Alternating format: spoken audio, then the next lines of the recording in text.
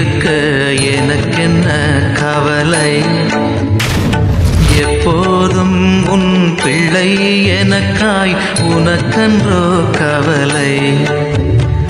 இயேசுவுக்கு பிரியமான அன்பு இறை உறவுகளே, நண்பர்களே, உங்கள் ஒவ்வொருவரையுமே சிறப்பாக இந்த புதிய நாளிலே சந்திப்பதிலே மிகுந்த மகிழ்ச்சி.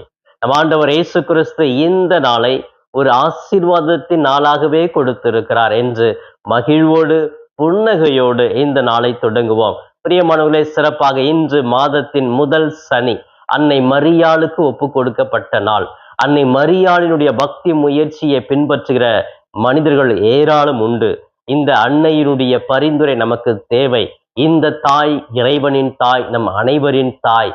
இந்த தாய் இந்த மாதத்தின் முதல் வாரத்திலேயே இந்த தாயை நம்பி நம்முடைய வாழ்வை தொடங்குவோம். இந்த தாயினுடைய பரிந்துரையின்படி நாம் வாழ்ந்தோம் என்றால் நிச்சயமாக எல்லாமே இறைவன் நமக்கு கொடுப்பார். அவர் சொல்வது எல்லாம் செய்யுங்கள் என்று இயேசு சொன்னதை அன்னை மரியாள் மீண்டுமாக நினைவுபடுத்தி நம்மை இயேசுவோடு நெருக்கமாக வாழ வைப்பார், மகிழ்வை கொடுப்பார் என்ற நம்பிக்கையோடு இந்த சனிக்கிழமை வேளையிலே அன்னை மரியாள் கற்றுக் கொடுத்த அந்த ஜெபமாலையை ஜெபிப்போம்.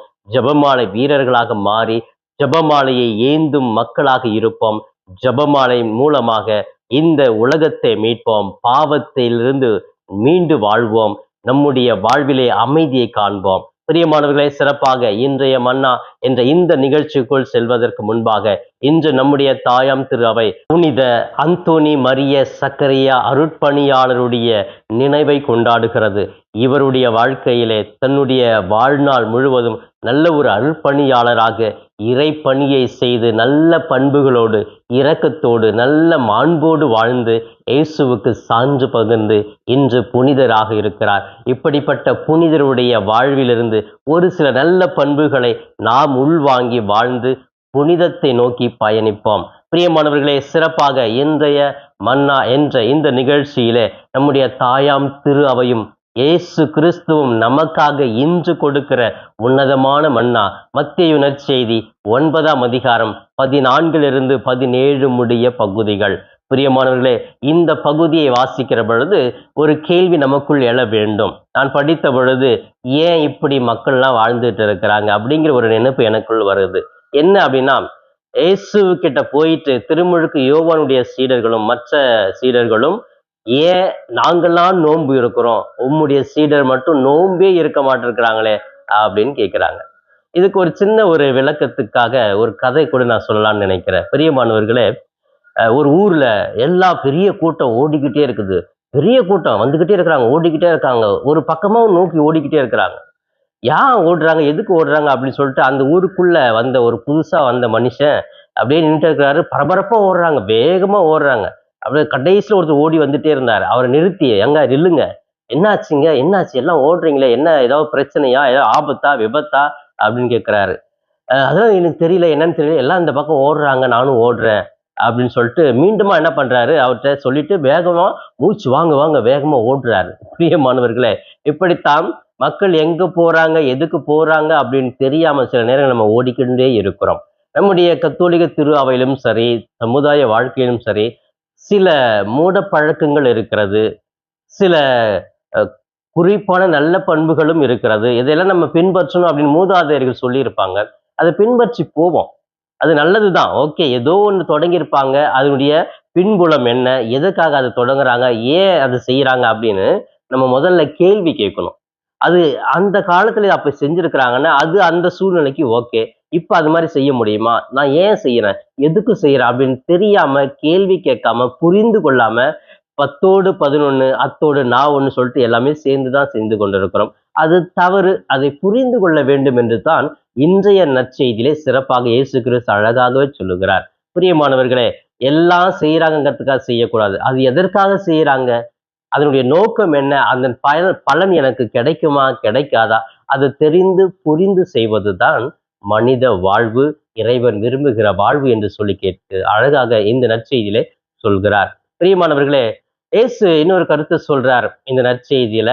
எல்லாருமே நோன்பு இருக்கிறாங்க, ஏன் உங்க சீடர்கள் நோன்பு இருக்கிறது இல்லை அப்படின்னு சொன்னா, ஏன் இருக்கிறது இல்லை, ஏங்க என் வாழ்க்கையில மகிழ்ச்சியா இருக்குதுங்க, சந்தோஷமா இருக்கிறேன், நல்லா ஹாப்பியா இருக்கிறேன், அந்த நேரத்துல எல்லா வசதியும் வச்சுக்கிட்டு இல்லப்பா, நீ உட்காந்து கன்னத்துல கையை வச்சுட்டு கப்பல் கவுந்த மாதிரி சோகமா இரு, அழுதுட்டு இரு அப்படின்னு சொன்னா அது வருமா? அழுக வருமாங்க? வராது இல்ல.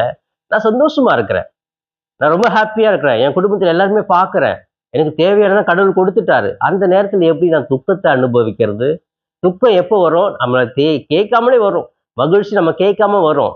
இதெல்லாம் நம்ம பிளான் பண்றது கிடையாது. அப்ப நான் மகிழ்ச்சியா இருக்கும் பொழுது துக்கமா இரு, துக்கமா இருக்கும்போது மகிழ்ச்சியா இருன்னா நடக்கிற காரியமா அது? அப்படித்தாங்க இந்த கேள்வி எல்லாம் இயேசு கிட்ட கேட்கிறாங்க. பிரியமானவர்களே, இயேசு சொல்றார், மணுமகன் மணமகன் தன்னோடு இருக்கும் பொழுது எப்படி அவர்கள் துக்கத்தை கொண்டாடுவார்கள்? அந்த மன கோலத்துல அந்த மகிழ்ச்சியை கொண்டாட ஒரு கல்யாண விருந்து சாப்பிட்ற ஒரு மூட்ல இருக்கிறவங்க போயிட்டு அழுதையா அப்படின்னா எப்படி அழுவாங்க? சாப்பிடாம இல்லையா? நல்ல பிரியாணி, மட்டன் பிரியாணி வச்சிருக்கிறாங்க, விதவிதமான எல்லா விதமான காய்கறிகள்லாம் இருக்குதுன்னு வச்சுக்கோங்களேன். அதை பார்த்துட்டு ஐயோ இன்னைக்கு மட்டும் நீ சாப்பிடாத, நோன்பு இருனா எப்படி இருக்கும் மனசு? பிரியமானவர்களே, அப்படித்தான் இந்த கேள்வி எல்லாம் இயேசு கிட்ட கேட்கிறாங்க. அன்பானவர்களை, இப்படி நல்ல நல்ல ஒரு தெளிவான கருத்துக்களை சீடர்களுக்கு தெளிவுபடுத்துவதாகவே இந்த நற்செய்தி அமைந்திருக்கிறது. இதை தொடர்ந்து தான் இயேசு சொல்றாரு, பழையதையும் புதியதையும் எப்படியா சேர்க்க முடியும்? பழைய ஆடையில் புதிய ஆடையை ஒட்டு போட முடியுமா?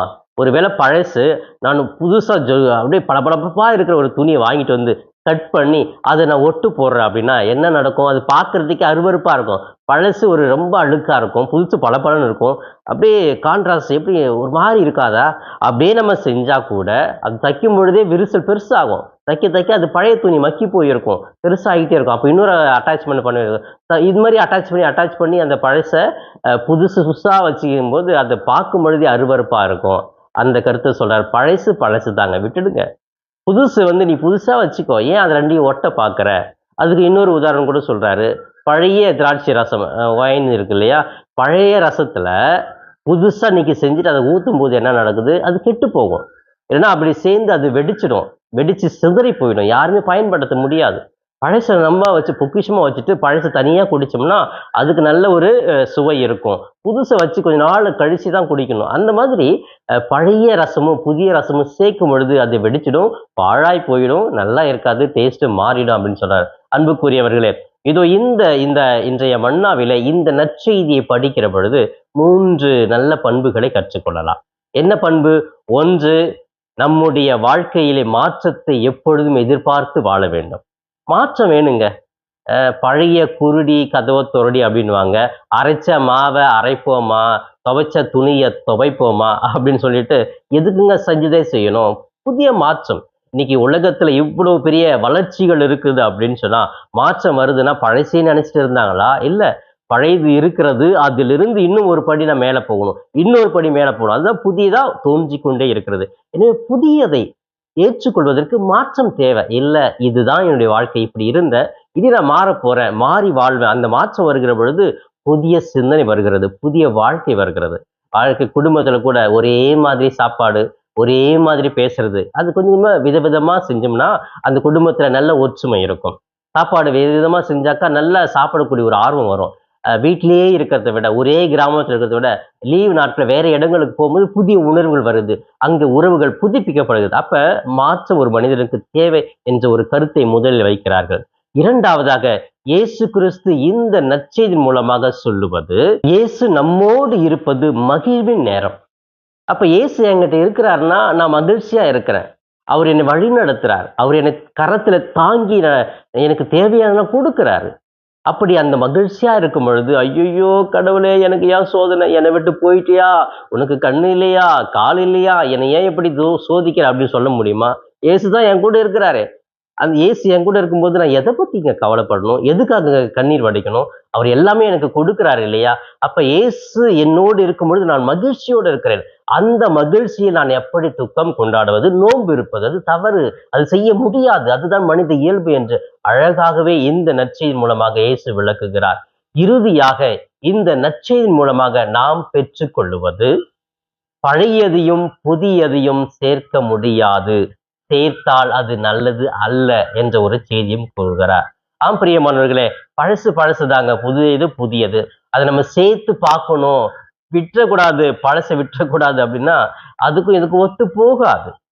இன்னைக்கு ஒரு 50-60 வருஷமா வாழ்ந்தவங்களுக்கும் இன்னைக்கு பிறந்த பிள்ளைங்களுக்கும் உள்ள வித்தியாசத்தை பார்த்தீங்கன்னா, அவங்க சொல்றது இவங்களுக்கு ஒண்ணுமே புரியாது. இன்னைக்கு இது பெரிய மாற்றங்கள், எவ்வளோ பெரிய மாற்றங்கள் வந்துகிட்டே இருக்குது. இல்ல அந்த காலத்துல நாங்க எப்படி இருந்தோம், அந்த காலத்துல இருந்தீங்க, இந்த காலத்துல எப்படி இருக்குதுன்னு வியந்து பாருங்க. அதை ஏற்றுக்கொள்ளுங்க. அப்ப பழசு புதுசு நம்ம சேர்த்து வச்சு பார்க்க முடியாதுங்க. பழசு பழசுதான், புதுசு புதுசா இருந்தாதான் அதனுடைய தன்மை இருக்கும். ஆனா புதிது கூட எப்படி உருவாகிறது? பழையதிலிருந்து தான் வருகிறது. ஏன்னா இது எனக்கு தேவையில்லை, அடுத்த நிலைக்கு நான் போகணுங்கிறதுக்காகத்தான் அந்த புதிய மாற்றங்கள் வருகிறது. அப்படி இருக்கும் பொழுது இல்ல இல்ல பழசையும் நான் விட்டுற மாட்டேன், அப்படியேதான் வச்சுக்குவேன் அப்படின்னா எப்படி இருக்கு? நம்ம துணி வாங்குறோம், புது துணி வாங்குறோம். பிறந்த புதுசுல நம்ம வாங்கிறப்போ துணி, ஐயையோ இதுதான் என் வாழ்க்கையில ரொம்ப பிடிச்சது, நான் விரும்பி போடுவேன் குழந்தையா இருக்கும்போது, இப்பயும் அதை நான் போடுவேன்னா போட முடியுமா? இல்ல அந்த நேரத்துல ஒரு விதமான ஒரு டிசைன் இருந்திருக்கும். அப்ப எல்லாமே அது ரொம்ப பேஷனா இருந்திருக்கும். இந்த காலத்து அந்த பழைய மாடல் போட்டா, என்னய்யா பழைய துணி போட்டிருக்க? இப்ப எவ்வளோ ஃபேஷன்லாம் வந்துருச்சு இல்லையா? அப்ப அந்த புதியது வேறு, பழையது வேறு.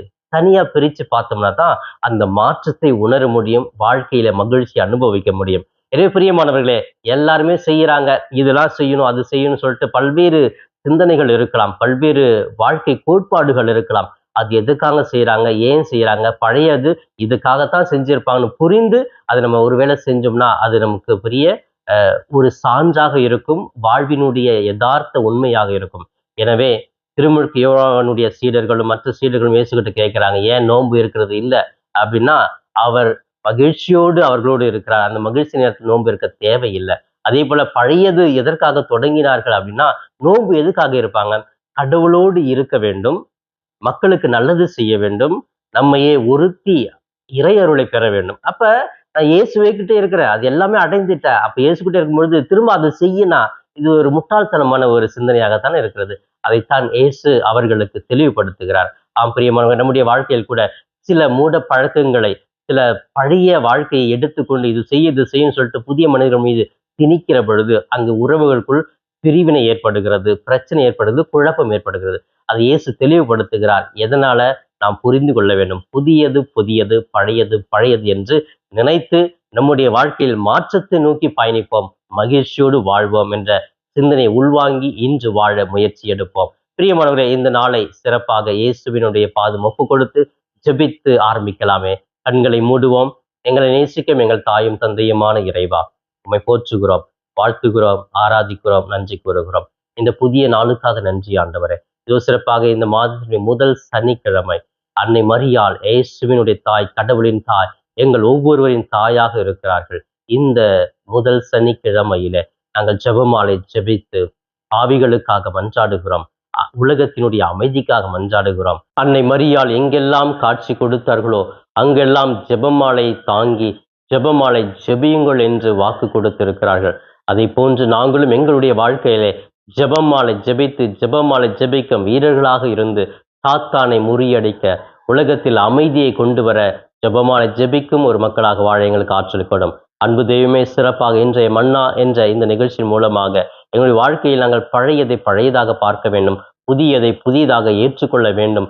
இரண்டையுமே நாங்கள் சேர்க்கக்கூடாது என்ற ஒரு செய்தி சொல்லியிருக்கிறேன். நாங்கள் எதை செய்தாலும் எதற்காக செய்கிறோம் என்று அதை பொருள் உணர்ந்து செய்ய எங்களுக்கு அழைப்பு விடுக்கிறேன். நன்றி இயேசுவே. இன்னும் ஆண்டவரே, எங்களுடைய வாழ்க்கையில் நாங்கள் மாற்றத்தை அனுபவிக்க வேண்டும், புதியதை கற்றுக்கொள்ள வேண்டும் என்று எங்களுக்கு கொடுக்கிற இந்த செய்திக்காக நன்றி கூறுகிறோம். எங்களுடைய வாழ்க்கையில் நாங்கள் இனி புதிய ஒரு மாற்றத்தை நாங்கள் அனுபவித்து புதிய பாதையில் நாங்கள் பயணிக்க எங்களுக்கு ஆற்றல் கொடுப்பீராக.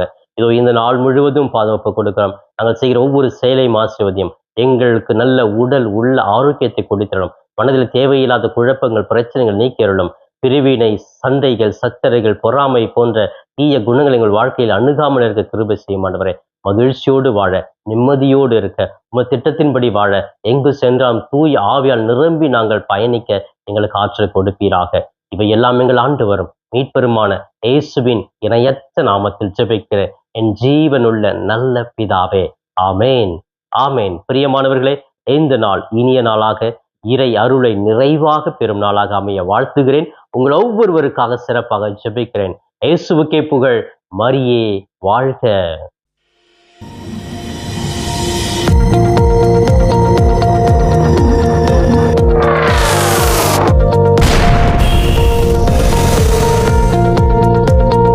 நண்பர்களே, இந்த காணொளியின் மூலமாக உங்களை சந்திப்பதில் மிகுந்த மகிழ்ச்சி. இந்த காணொளியை முழுமையாக பார்த்த உங்களை வாழ்த்துகிறேன். தொடர்ந்து ஃபாதர் தாஸ் கேப் யூடியூப் சேனலை பாருங்கள், ஜெபியுங்கள், இறைவன் மீது இருக்கிற நம்பிக்கையை ஆழப்படுத்துங்கள். உங்களுக்காக தொடர்ந்து ஜெபிக்கிறேன்.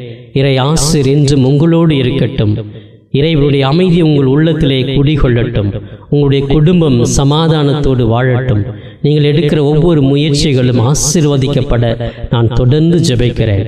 தொடர்ந்து இந்த சேனல் ஃபாதர் தாஸ் கேப் யூடியூப் சேனலை சப்ஸ்கிரைப் செய்துவிட்டு தொடர்ந்து வருகிற ஒவ்வொரு காணொளியும் பார்த்து இந்த யூடியூப் சேனலை தாங்கும்படி உங்களை பாசத்தோடு கேட்டுக்கொள்கிறேன். நன்றி.